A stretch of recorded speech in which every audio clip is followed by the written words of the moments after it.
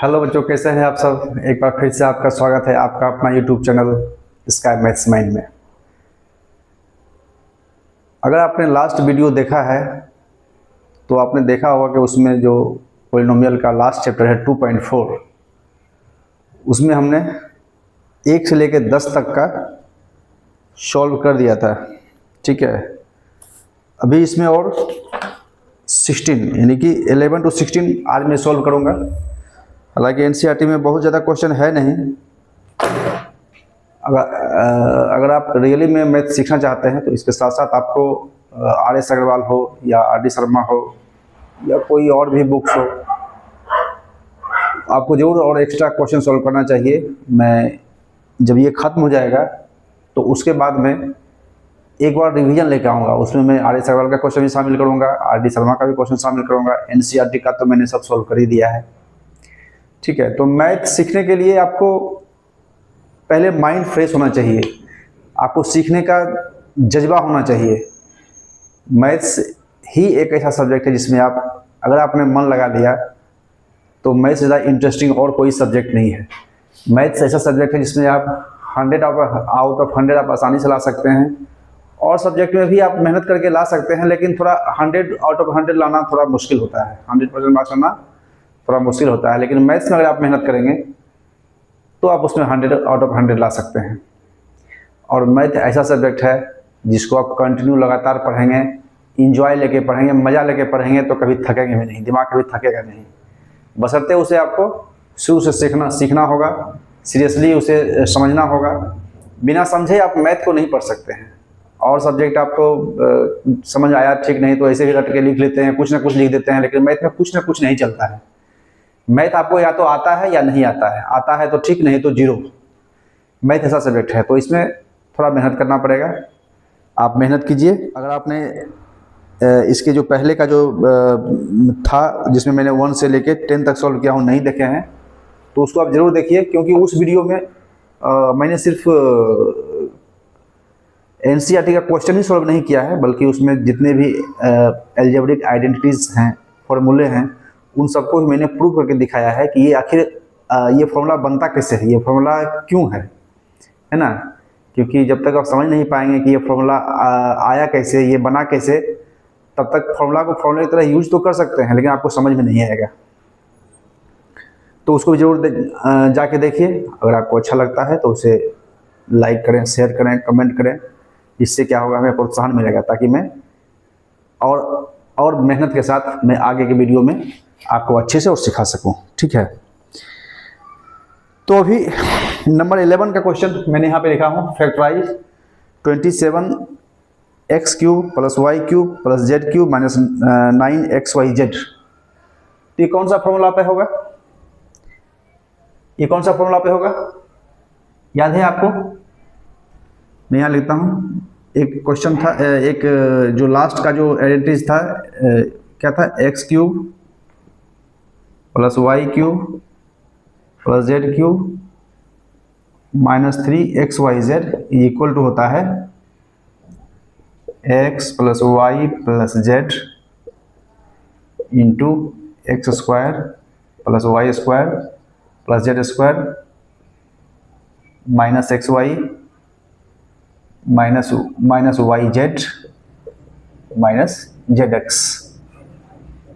- zx। ठीक है, तो कुछ नहीं, बस इसी फॉर्मूला पे ये है, इसको इसी फॉर्मूला पे हमें फैक्टराइज कर देना है। क्या है, ध्यान से देखिए। यहाँ पे इसको मैं क्या लिख सकता हूँ, 27x³ है तो इसको मैं 3x का होल क्यूब लिख सकता हूँ, प्लस y तो अकेला है तो y को ऐसे भी लिख सकते हैं, ऐसे चाहे तो y³ z³ माइनस 3x, मतलब यहाँ हमारा 3x है तो 3x लिखेंगे, इंटू y इंटू z। इसको मैंने क्या किया, 27x³ को 3x का होल क्यूब लिख दिया, और y तो अकेला है तो y³ z³ उसमें कुछ ज़्यादा नहीं है। इसमें 9xyz को मैंने लिखा 3 into 3x into y into z। इसको मल्टीप्लाई करेंगे तो 3 इंटू 3 9xyz, वही रह गया। इसको मैंने सिर्फ फॉर्मूला पे तोड़ने के लिए ऐसे लिख दिया। इसमें अब क्या हो गया, ये अगर इसको a माने तो a² + b² + c² प्लस हो जाएगा 3abc। यहाँ पे x y z की जगह अगर a b c d लिखें तो यही फॉर्मूला आ जाएगा, है ना।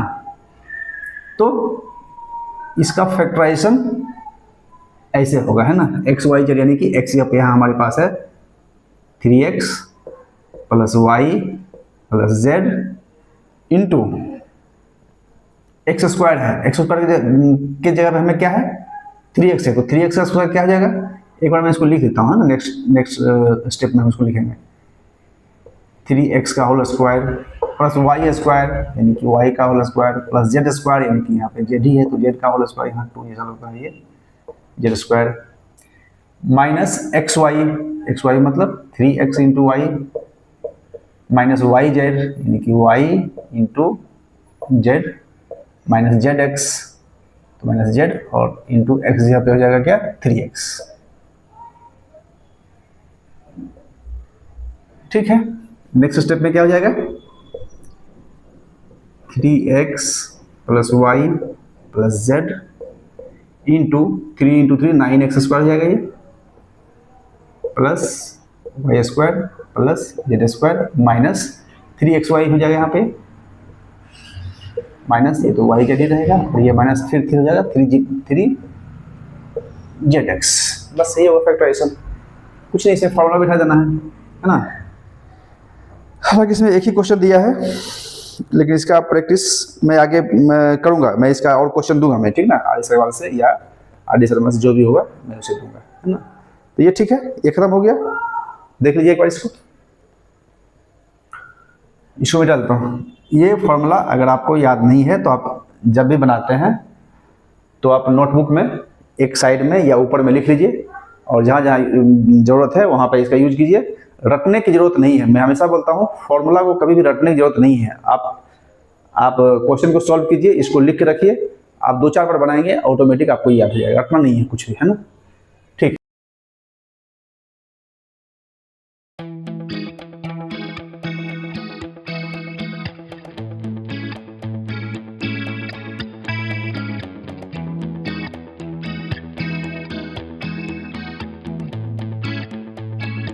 ये प्रूव करना है, ठीक है। क्या करना है x³ plus y³ plus z³ minus 3xyz is equal to prove करना है या वेरीफाई करना है कि ये होता है 1/2 into x plus y plus z into x minus y का whole square plus y minus z whole square plus z minus x का होल स्क्वायर। तो इसके लिए कुछ नहीं है, मैं RHS से इसको लेता हूँ, RHS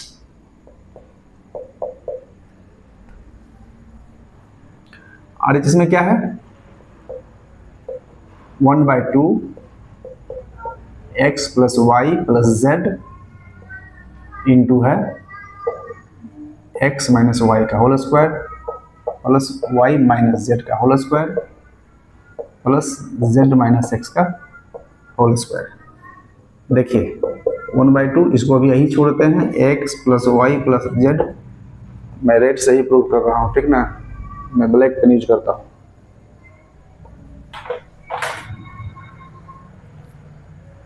ये हो जाएगा, इसको मैं ही छोड़ देंगे, जो है वही छोड़ देंगे 1/x plus y plus z. अब इसको a माइनस बी का होल स्क्वायर, सब a माइनस बी का होल स्क्वायर पे है, सबको हम इसको a माइनस बी का होल स्क्वायर क्या होता है a square plus 2ab plus b square, है ना। उसको अब आगे पीछे लेंगे तो कोई दिक्कत नहीं है, a square plus b square minus 2ab ऐसे भी लिख सकते हैं ना। तो a माइनस बी का होल स्क्वायर तो क्या हो जाएगा यहाँ पे x square minus 2xy plus y square plus उसी तरह से हो जाएगा y square minus 2yz plus z square और ये हो जाएगा z square minus 2zx plus x square, है ना। Next 1/2 x plus y plus z, यहाँ पे ध्यान से देखिए x square plus x square 2x square हो जाएगा, उसी तरह से y square plus y square 2y square z square plus z square 2z square, यानी कि यहाँ हो जाएगा 2x square 2y square plus 2z square और ये माइनस 2xy माइनस 2yz और माइनस 2zx, ठीक है। अब इस सब में 2 है तो क्या करेंगे, 2 कॉमन ले लेंगे, 2 कॉमन लेंगे तो 1/2 तो यहाँ है, 2 कॉमन, ये जो 2 कॉमन लेंगे हम यहाँ ले सकते हैं, यहाँ भी ले सकते हैं, उससे कोई फर्क नहीं पड़ता है, यहाँ लेते हैं ना, तो यहाँ पे ले लेंगे 2 कॉमन, और ये तो ऐसे ही रहेगा x plus y plus z, और यहाँ बच गया 2 कॉमन ले, इसमें क्या बच गया एक्स स्क्वायर, इसमें बच गया वाई स्क्वायर, यहाँ बच गया जेड स्क्वायर, और यहाँ पे जाएगा minus x y minus y z minus z x. ये 2 और 2 कट गया, हमारे पास क्या बच गया x plus y plus z. अब इसको तो फॉर्मूला पे आ गया, इसको फिर लिखने की जरूरत नहीं, डायरेक्ट फॉर्मूला पे लिखी है। क्या होता है, मैंने जो अभी इसके पहले वाला क्वेश्चन जो बनाया था, x cube plus y cube plus z cube minus 3xyz is equal to होता है, यही होता है x plus y plus z into x square plus y square plus z square minus x y minus y z minus z x. तो इसको हम direct लिख सकते हैं x cube plus y cube plus z cube minus 3xyz। ये formula है, just formula है, ठीक है ना। तो ये हमारा क्या आ गया, आज जैसे मैंने लिखा था ये LHS आ गया।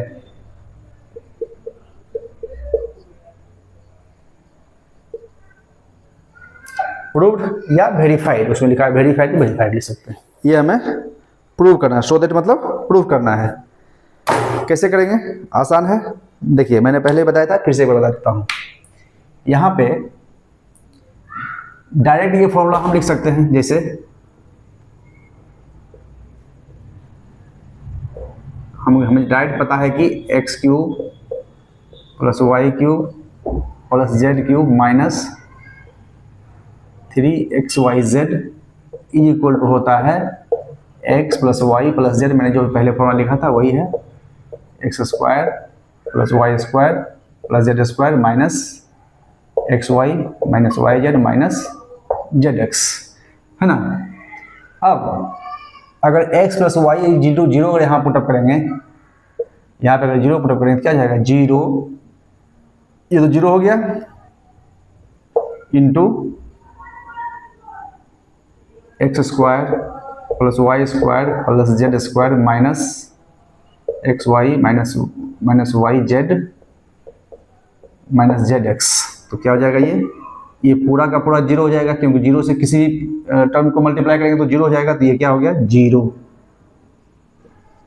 यानी कि x cube plus y cube plus z cube minus 3xyz equal zero हो गया। तो लिख लेंगे यहाँ पे x cube plus y cube plus z cube minus 3xyz equal zero. तो जीरो हो जाएगा, तो इस माइनस 3xyz को उस साइड ले जाएंगे तो क्या जाएगा, x cube plus y cube z cube equal to उधर जाके हो जाएगा प्लस 3xyz। यही प्रूव करना था, है ना। हो गया वेरीफाइड, हो गया। एक्चुअली इसको मैंने जो पहले प्रूव किया था उसका एक और तरीका भी है ना। ये तो फॉर्मूला पे हो गया, प्रूव हो गया। ये भी एक मेथड है। इसी का सेकंड मेथड मैंने जो पहले बताया था वो भी मैं एक बार बता देता हूँ, आपको उसको फिर से डिवाइड है अच्छे समझ में आ जाए। क्या दिया हुआ है, given x plus y plus z equal to zero है। तो x plus y equal to क्या जाएगा, माइनस जेड हो जाएगा, है ना। अब मैं वहां LHS लेता हूं, क्या है, x cube plus y cube plus z cube. इसमें क्या हो जाएगा, x cube plus y cube को हम लोग लिख सकते हैं एक्स प्लस वाई का whole cube minus 3xy into x plus y. ये फॉर्मूला है एक, x cube plus y cube का एक फॉर्मूला है। ये कैसे आया, याद नहीं है तो मैं बता देता हूँ। देखिए यहाँ पे एक्स प्लस वाई का whole cube is equal to होता है x cube plus 3xy into x plus y plus y cube. हम एक्स क्यूब वाई क्यूब को इधर रखेंगे, इसको इधर ले आएंगे, क्या हो जाएगा एक्स प्लस वाई का होल क्यूब माइनस, ये पूरा टर्म को हम लेफ्ट साइड में ले आएंगे तो ए प्लस है तो माइनस हो जाएगा, 3xy into x plus y equal to बच जाएगा x cube plus y cube. X cube plus y cube इसको हम लिख सकते हैं एक्स प्लस वाई का whole cube minus 3xy into x plus y, वही मैंने लिखा है। X cube plus y cube को लिखे हैं मैंने x plus y whole cube minus 3xy into x plus y plus z cube यहाँ लिख देंगे। अब ध्यान से देखिए एक्स प्लस वाई यहाँ पे क्या आ गया था, माइनस जेड आ गया था, यहाँ लिख सकते हैं minus Z cube minus 3xy, और फिर इस xy के बदले क्या लिख सकते हैं minus Z plus z cube. अब ये माइनस जेड क्यूब को माइनस जेड को क्यूब करेंगे तो फिर ये क्या आ जाएगा माइनस जेड, माइनस ही रहेगा, जेड क्यूब हो जाएगा, और यहाँ पे minus z into minus x y z, ये हो जाएगा minus minus plus 3xy Z और ये प्लस जेड क्यूब। अब ये minus Z cube plus z cube cut जाएगा, हमारे पास क्या बच जाएगा 3xy जेड। मैंने LHS लिया था, अभी RHS में यही है 3xy जेड, तो ये आ गया तो हो गया hence proved equal to RHS।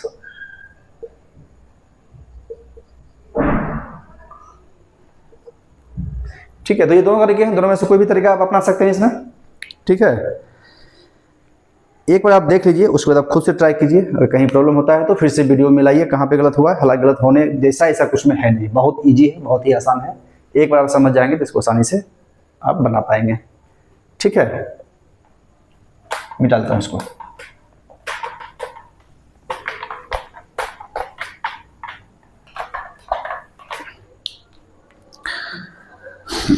Next है number 14, without actually calculating the cubes find the value of each of the following. Number 14 में है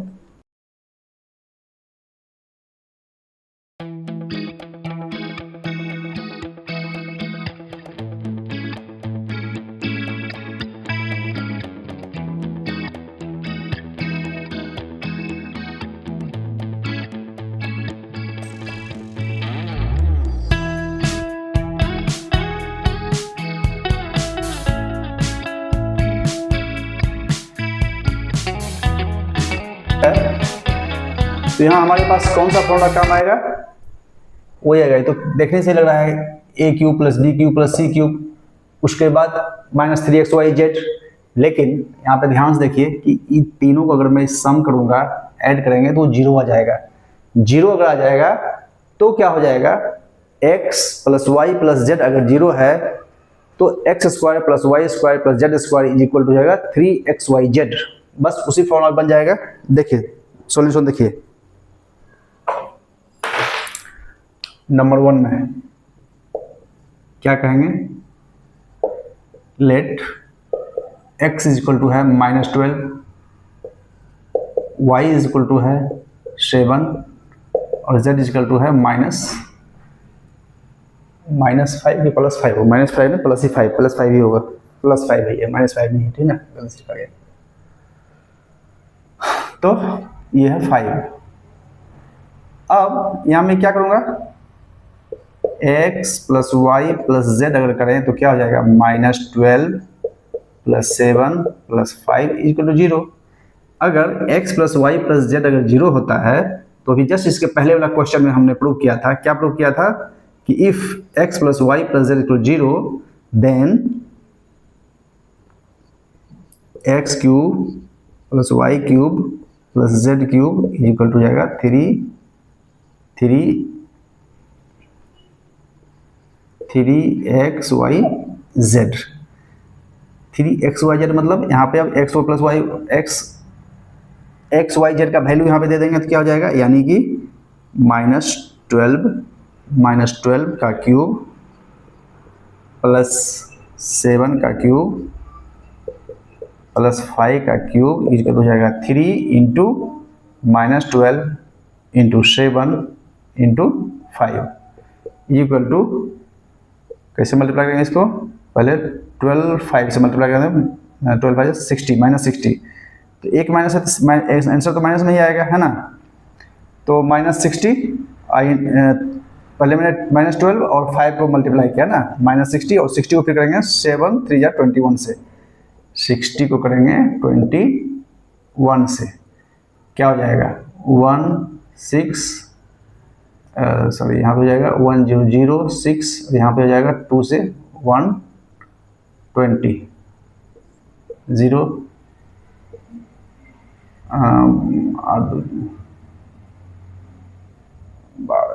280 280 है ना, 60 × 21 चलो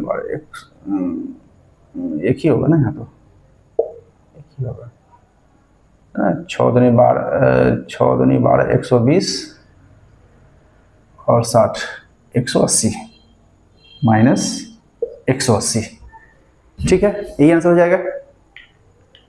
ठीक है, इसी का दूसरा नंबर 2 इधर देखते हैं, इसको कैलकुलेशन है, इसको हटाते हैं। Number 2 28 cube plus -15 cube plus -13 cube. फिर उसी तरह से क्या करेंगे, x = 28 मान लेंगे, y = -15, z = -13। तो यहाँ पे x + y + z क्या हो जाएगा 28 माइनस यानी कि प्लस -15 और प्लस -13।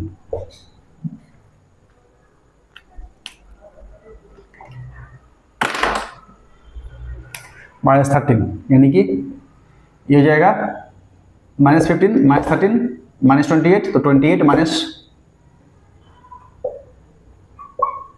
ये 0 आ गया, 0 आ गया तो फिर वही फॉर्मूला यूज करेंगे।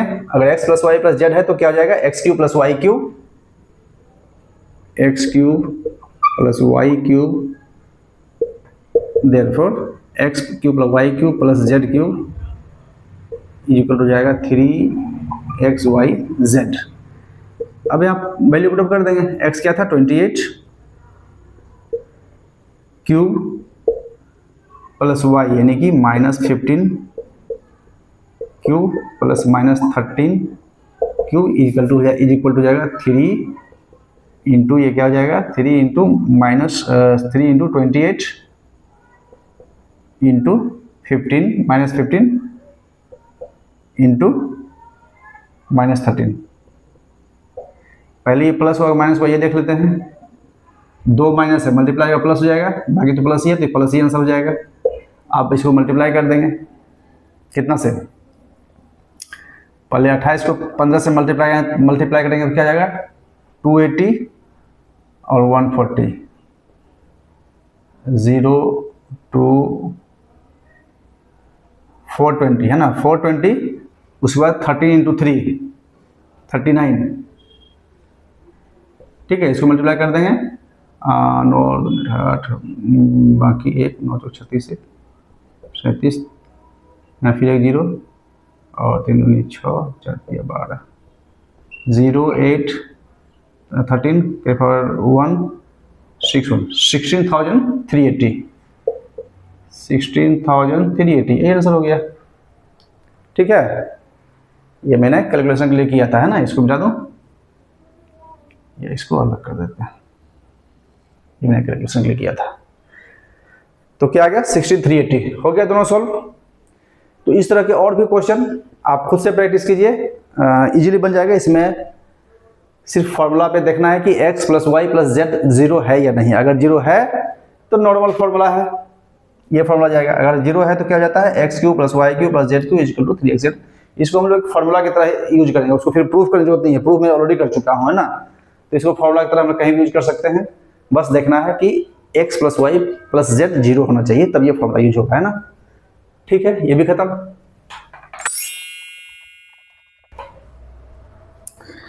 नेक्स्ट है 15 में, give possible expression for the length and breadth of each of the following rectangles in which their areas are given. इसमें एक इक्वेशन दिया है, क्वाड्रेटिक इक्वेशन दिया है या क्वाड्रेटिक पॉलिनोमियल दिया है। ये कह रहा है कि ये किसी रेक्टेंगल का एरिया है, ठीक ना। अगर रेक्टेंगल का एरिया है तो पॉसिबल लेंथ और ब्रेथ क्या होगा ये पूछ रहा है ना। क्वेश्चन नंबर 15 में give possible expression for each length for the length and breadth of each of the following rectangles in which their areas are given. Number 1 में दिया है, नंबर 15 का 1 में क्या दिया है 25a square minus 35a plus 12। ये क्या है, किसी रेक्टेंगल का एरिया दिया है, इसका पॉसिबल लेंथ क्या हो सकता है और ब्रेथ क्या हो सकता है। तो सबसे पहले जानते हैं रेक्टेंगल का एरिया क्या होता है, L इंटू बी, यानी कि दो पॉलिनोमियल का फैक्टर के रूप में होता है। तो सबसे पहले मैं इसका फैक्टर निकालूंगा, सॉरी फैक्टराइजेशन, इसका फैक्टराइजेशन करूंगा। तो क्वाड्रेटिक पॉलिनोमियल का फैक्टराइजेशन आप ऑलरेडी सीख चुके हैं इसी चैप्टर पॉलिनोमियल में, है ना। अभी मैं इसका फैक्टराइजेशन कैसे करूंगा, आप ध्यान से देखिए। देखिए किसी भी पॉलिनोमियल का फैक्टराइजेशन करने के लिए क्या करते हैं, उसको जो ए स्क्वायर का यहाँ पे एक्स है तो एक्स स्क्वायर है, तो एक्स स्क्वायर का जो है ये कोफिशिएंट और जो कांस्टेंट टर्म है वो दोनों को मल्टीप्लाई पहले करेंगे, है ना। तो क्या हो जाएगा 25 इंटू 12। हमें भी मल्टीप्लाई करना नहीं है ना। इस 20 के टर्म को दो भाग में स्प्लिट करना है और जिसका मल्टीप्लिकेशन 25 इंटू 12 आना चाहिए। तो मैं क्या करूँगा, यहाँ देखिए, इसको मैं लिख सकता हूँ 5 इंटू 5 इंटू 12 को लिख सकता हूँ 3 इंटू 4। मल्टीप्लाई करने की जरूरत नहीं है, अभी बताता हूँ कैसे हो जाएगा। और इन दोनों को सम करके 35 भी आना चाहिए। तो कैसे आएगा, ध्यान दीजिए। अगर मैं 5 इंटू 4 करूँ कितना हो जाएगा 20, 5 इंटू 4 20, और 3 इंटू 5 करूँ कितना हो जाएगा 15, और इन दोनों का सम 35 हो रहा है। और साथ साथ ये इसी मल्टीप्लिकेशन ये भी मल्टीप्लिकेशन ही है इसका, यानी कि मैं यहाँ पे लिख सकता हूँ 25a स्क्वायर और 35a को मैं लिख सकता हूँ क्या 20a minus 20a minus 15a minus 20a minus 15a plus 12, है ना। इसका मल्टीप्लिकेशन वही होगा जो 12 और 25 का है। मैंने मल्टीप्लाई करके देखा नहीं कितना होता है, लेकिन वही आएगा जो 12 और 25 का है। और सम जो इसका है माइनस 20a और माइनस 15a 35a भी हो जाएगा। यहाँ पे 5a कॉमन ले लेंगे, यहाँ बच जाएगा 5a माइनस 5 ले लिया तो यहाँ पे 4 बच जाएगा, और माइनस यहाँ पे 3 कॉमन लेंगे तो यहाँ बच जाएगा 5a और माइनस हो जाएगा ये 3 4, यानी कि अभी इन दोनों में 5a माइनस 4, इसमें भी 5a माइनस 4, तो उसमें वो कॉमन आ जाएगा 5a माइनस 4, यहाँ बचेगा 5a माइनस 3। अब ये क्या है, दो पॉलिनोमियल के मल्टीप्लिकेशन प्रोडक्ट के रूप में है। दो नंबर है जिसका प्रोडक्ट होता है रेक्टेंगल का एरिया। तो L इंटू बी, इसमें से किसी को भी L मान सकते हैं, इसको L मान सकते हैं, इसको भी मान सकते हैं, या इसको भी मान सकते हैं, इसको L मान सकते हैं।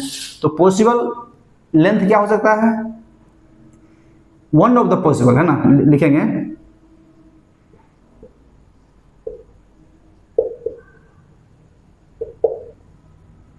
पॉसिबल लेंथ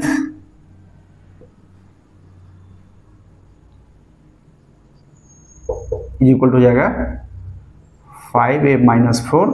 अगर इसको मैंने लेंथ माना है तो ब्रेथ ही हो जाएगा,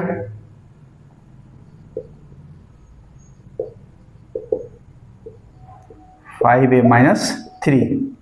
या इसी को हम लोग कह सकते हैं कि लेंथ को हम ये मानेंगे, ब्रेथ को ये मानेंगे, क्योंकि कौन लेंथ है कौन ब्रेथ है इसमें तो पता नहीं चल रहा है हमको। तो इसलिए मैंने लिखा है वन ऑफ द पॉसिबल, है ना। इसमें से एक ये होगा, दूसरा भी हो सकता है, जैसे ये L हो जाएगा, ये भी हो जाएगा, है ना। तो one of the possible length और ब्रेथ क्या हो जाएगा 5a माइनस 4 और ब्रेथ हो जाएगा 5a माइनस 3। ठीक है, खत्म। अच्छा, इसी में एक और है, मैं उसको बना देता हूँ।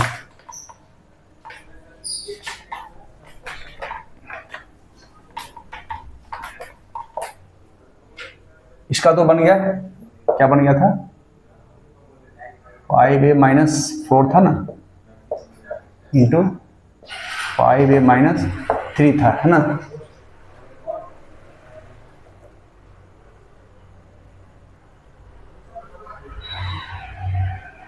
ठीक है, इसी का नंबर 2 है 35y² प्लस 13y माइनस 12। ठीक है, क्या करना है, पहले 35 और -12 को मल्टीप्लाई करेंगे, यहां पे करते हैं 35 × 12 क्या आएगा, हमको उसको मल्टीप्लाई करके देखना नहीं है, बस हमें ये करना है, एक्चुअली माइनस में है और यहाँ पे प्लस में, इसमें एक प्लस एक माइनस आएगा और उसका जो सम होगा वो 13y आना चाहिए और प्रोडक्ट करके 35 × 12 आना चाहिए। तो क्या लिख सकते हैं, 35 क्या लिख सकते हैं, 7 × 5 और 12 क्या लिखते हैं, 3 × 4। अब इसको इस तरह से दो पार्ट में बांटना है कि उसका डिफरेंस आ जाए 12, क्योंकि हम माइनस है तो यहाँ माइनस एक माइनस से प्लस होगा तो डिफरेंस आएगा। देखिए 13 कैसे आएगा, 7 × 4 क्या हो जाएगा 28 और 3 × 5 कितना हो जाएगा 15, इसको माइनस कर देंगे आ जाएगा क्या 13। तो प्रोडक्ट भी हो जाएगा 35 × 12 और इसका डिफरेंस भी आ जाएगा 13। देख लीजिए ये जाएगा 35y², 13y को हम लिख सकते हैं 28y माइनस 15y माइनस 12। मैंने क्या किया, इसको दो पार्ट में तोड़ दिया, इस तरह से तोड़ दिया कि इसका डिफरेंस भी आ गया 13y और 28 और 15 को मल्टीप्लाई करेंगे तो वही आएगा जो 35 और 12 को मल्टीप्लाई करने पे आएगा। ठीक है, अच्छा इसमें आप पहले 15y लिखें तो -15y प्लस 28y होगा, उससे कोई फर्क नहीं पड़ेगा, है ना, हमारा जो प्रोडक्ट फैक्टराइजेशन है वो आ जाएगा। इसमें 7 और इसमें भी 7 आ जाएगा कॉमन और y आ जाएगा, तो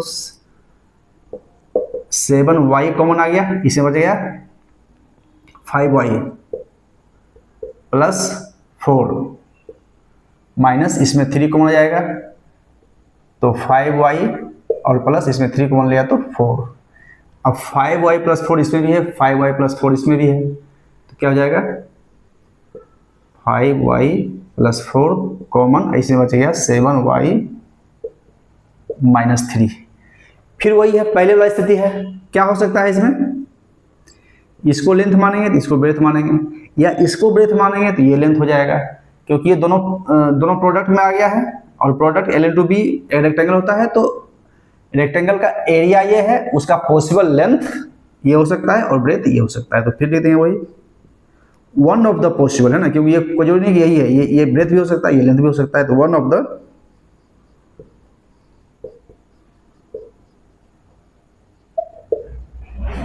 पॉसिबल लेंथ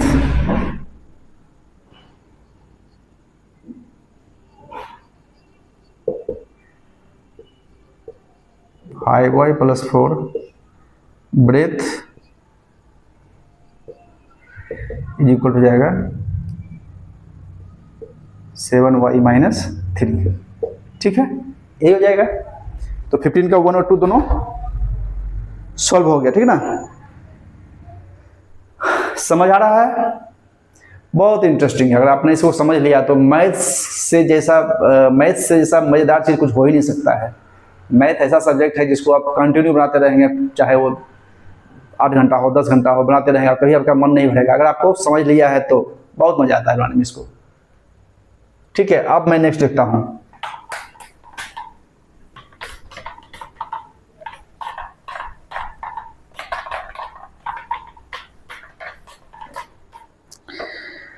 अब इसमें एक और क्वेश्चन है, और question number 16।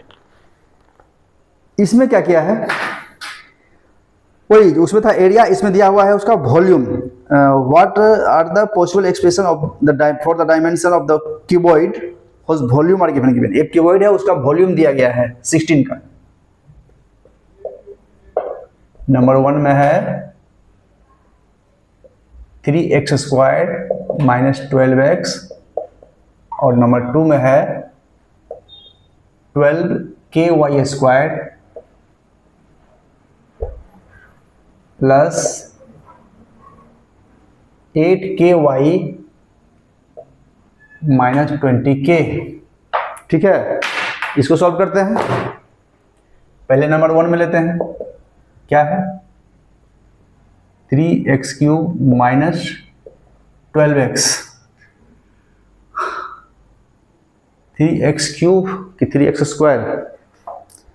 3x² 3x² minus 12x। तो इसमें तो क्या 3 कॉमन आ जाएगा और x भी कॉमन आ जाएगा, क्या बच जाएगा इसमें 3x, तो x बच गया -4। अच्छा, ये वॉल्यूम है, ये वॉल्यूम में क्या होता है, L into b into h, यानी कि length into breadth into height होता है वॉल्यूम। यानी कि इसको 3 पार्ट में तोड़ना है, तो 3 पार्ट इसमें है, देख लीजिए है। एक को मैं 3 मानूंगा, L को, B को x मानूंगा और H को x में से h मानूंगा, 3 पार्ट में टूट गया। या ऐसा भी हो सकता है, इसको मैं h मानूंगा, इसको b मानूंगा, इसको L मानूंगा, तो किसी भी इंटरचेंज करके बना सकते हैं। इसीलिए कभी भी परफेक्ट यही L होगा या फिर यही हाइट होगा नहीं कर सकते, इसलिए वन ऑफ द पॉसिबल, यहां भी क्या लिखेंगे, one of the possible length equal हो जाएगा 3 ब्रेथ, हो सकता है x और हाइट इक्वल टू क्या हो सकता है, x -4। यानी कि पॉसिबल यही हो सकता है। इसमें से आप बदल के भी लिख सकते हैं, हम इसको लेंथ नहीं, इसको ब्रेथ मानेंगे तो ब्रेथ 3 हो जाएगा, है ना, ब्रेथ 3 हो जाएगा तो लेंथ x हो जाएगा और हाइट को सिर्फ वही मानेंगे, फिर इसको इंटरचेंज करके लिख सकते हैं, यानी कि बहुत तरीके से इसको लिख सकते हैं, है ना। तो इसीलिए one of the possible length हो गया ये 3xyz। ठीक है, ये तो बहुत छोटा था, बहुत आसान था। चलिए इसका दूसरा बनाते हैं। दूसरा, इसको इधर मिटाता हूँ, इधर बनाता हूँ। दूसरा क्या है, यही है 12ky² plus 8ky minus 20k, है ना। तो इससे एक बार देख लो, 12ky² plus 8ky minus 20k। सबसे पहले तो इसमें k कॉमन आएगा, है ना, सब में k है तो k कॉमन आ गया। साथ ही साथ उसमें सब में 4 भी कॉमन आ रहा है, तो इसमें k इंटू 4 या 4k ले सकते हैं। 4k कॉमन आ गया, इसमें क्या बच गया 3k तो कॉमन आ गया, तो 3y² प्लस इसमें 4 तक 2 बच गया, 2y माइनस यहाँ पे 5 बच जाएगा, है ना। 20k में 4k तो माइनस कॉमन ले लिया तो बच गया -5k। आगे फिर क्या है, ये किस तरह का है, ये है फिर से क्वाड्रेटिक पॉलिनोमियल, है ना। इसको क्या करना है, फैक्टराइज करना है, स्प्लिट करके फैक्टराइज करना है, तो बहुत छोटा है, आसान हो जाएगा। तो 4k इंटू इसको लिख सकते हैं 3y² यानी कि 3 इंटू 5 15 बनाना है, तो इसको क्या लिख सकते हैं, 2y को हम लोग 2 टर्म में स्प्लिट कर दें तो क्या हो जाएगा, लिख सकते हैं इसको 5y माइनस 3y माइनस 5। मैंने क्या किया, 2y को 5y माइनस 3 लिखा, 5y माइनस 3 क्या हो जाएगा 2y रहेगा, और साथ ही इसको मल्टीप्लाई करके क्या जाएगा -15 जाएगा, जो कि 3 इंटू -5 15 है, इक्वल हो जाएगा 4k। इसमें से y कॉमन हो जाएगा, बच गया क्या 3y प्लस 5, और इसमें -1 कॉमन लेंगे तो क्या जाएगा 3y plus 5 is equal to 4k, और इसमें से 3y प्लस 5 3y प्लस 5 कौन जाएगा, और इसमें बच गया क्या y -1, बस हो गया। अब इसमें क्या है, इसमें बहुत सारी पॉसिबिलिटी हो सकता है ना। लेंथ को 4k मान सकते हैं, ब्रेथ को 3y प्लस 5 ले सकते हैं, और हाइट को y -1 ले सकते हैं। और क्या पॉसिबिलिटी हो सकता है कि ये ऐसे नहीं, ये ऐसे भी तो हो सकता है, इसको ले सकते हैं, k अंदर लेंगे और 4 को यहाँ मल्टीप्लाई कर दो, क्या हो जाएगा 4 into 3 12y plus 4 into 5 20 into y -1। अब क्या हो जाएगा, इसको लेंथ मान सकते हैं, इसको ब्रेथ मान सकते हैं, इसको हाइट मान सकते हैं। या और भी पॉसिबिलिटी क्या है, इस 4 को इसमें नहीं मल्टीप्लाई करके इस 4 को हम इसमें मल्टीप्लाई कर देंगे, तब क्या हो जाएगा, है ना। यहाँ पे और लिखते हैं, और ये हो सकता है और हम इससे मल्टीप्लाई 4 नहीं करेंगे, 4 इससे मल्टीप्लाई कर देंगे तो क्या हो जाएगा, k इंटू ये वही रह जाएगा 3y प्लस 5 इंटू इसमें 4 करेंगे तो 4y माइनस 4। तो इस तरह से भी हो सकता है।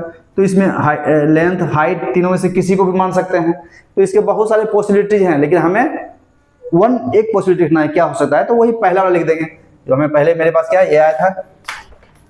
तो इसीलिए मैं यहाँ पे लिखता हूँ वन ऑफ द पॉसिबल, ये फाइनल नहीं है, इसमें बहुत सारे में से एक है। One of the possible length 4k मान सकते हैं, BR।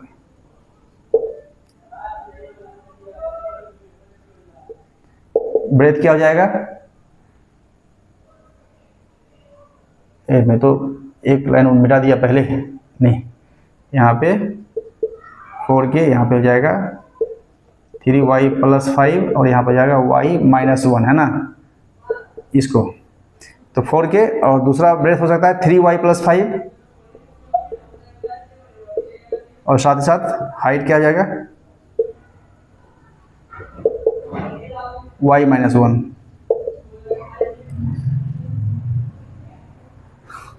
तो ये अब क्या हो गया, निकालना था इसका डायमेंशन, यानी कि लेंथ ब्रेथ हाइट निकाला था, निकल गया, है ना।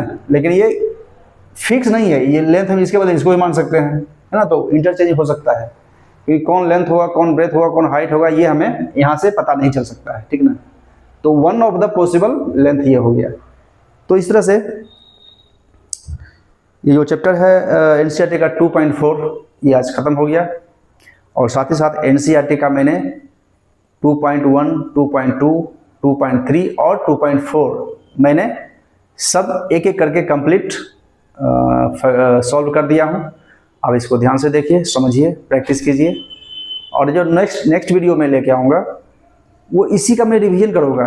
रिवीजन इसलिए करूँगा क्योंकि मैंने इसमें जो भी लिया है सिर्फ एनसीईआरटी से क्वेश्चन लिया है, लेकिन जो भी वीडियो है सिर्फ एनसीईआरटी का सॉल्यूशन नहीं है, मैंने उसको शुरू से समझाया है, उसको कॉन्सेप्ट को समझाया है कि वो कैसे हुआ, है ना।